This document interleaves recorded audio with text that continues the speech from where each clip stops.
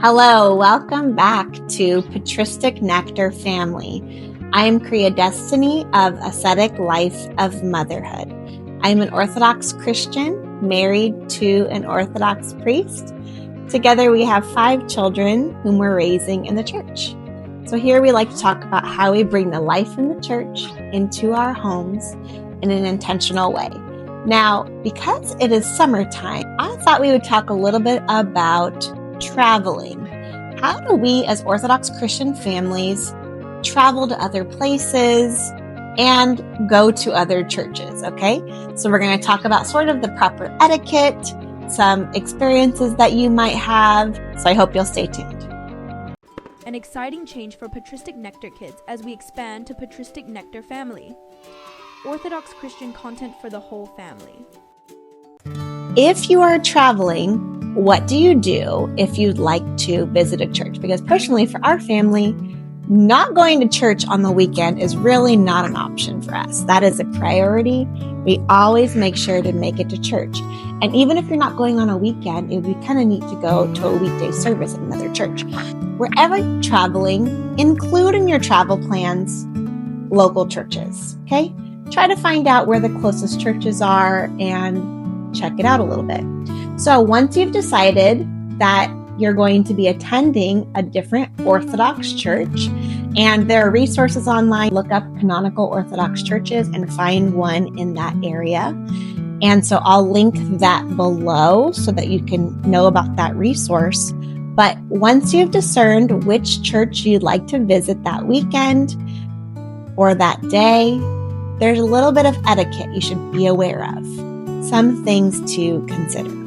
It's best if you contact the church office ahead of time and let them know that you're coming. This would be by simply writing an email, letting them know who you are, what church you attend, that you are an Orthodox Christian, that you've been baptized and chrismated into the Orthodox Church. Or if you're inquiring, that's fine. You can just let them know your status and let them know you're going to be coming. Now, this is helpful for the priest to just have awareness of new people. And also, when you're going to partake in the holy mysteries of communion, they need to know who you are, to let them know, hey, I'm an Orthodox Christian. Here is my information. It's a nice courtesy. It is not required, but it is encouraged. Let's say we've contacted the church office ahead of time. Even if it's just the day before, that's perfectly fine. Let them know you're headed their way. So once you go to the church, of course, you're going to want to dress appropriately. So as you're planning your trip, make sure you have some church clothes. Typically, a dress code would be something like, for women especially, you have your shoulders covered and your knees covered. And for men, it would just be wearing church attire, typically not shorts. Okay, so just keep those in mind as you're traveling to have appropriate attire to wear. So we're going to church and we're visiting a new church. Now, what I love about visiting different Orthodox churches is you'll find that each church is like a little family. Have a different look. They're going to have different saints, different icons.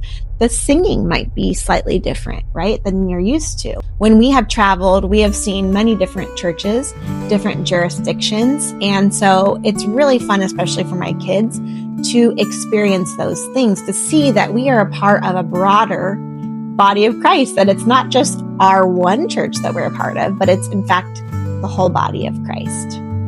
We are a part of the Antiochian Archdiocese, and so some of our traditions are, very commonly done in Antiochian churches. Well, when we go visit my sister, for example, we go visit an OCA church. And so there are slight differences. For example, when they pass out the blessed bread, which is for all to partake, they also have blessed wine. And so when my children first visited, they were a little bit confused. They were like, Mommy, are they doing communion off to the side? Because as you know, communion is given to you by the priests, the deacons.